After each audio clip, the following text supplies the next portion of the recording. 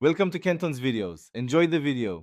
In this video, I will show you how to change Audi A4 oil using an easy method. First, gather your essential tools: a wrench, an oil filter removal tool, and a drain pan.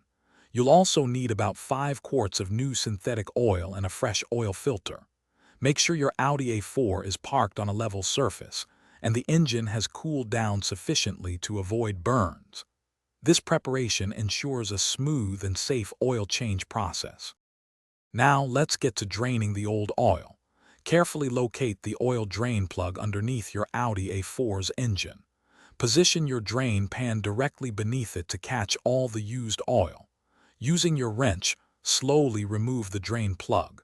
Be prepared for the oil to start flowing immediately. Allow the old oil to drain completely. This usually takes about 10 to 15 minutes. With the old oil drained, it's time to replace the filter and add fresh oil. First, remove the old oil filter using your filter wrench and install the new one, making sure it's hand-tight plus a quarter turn.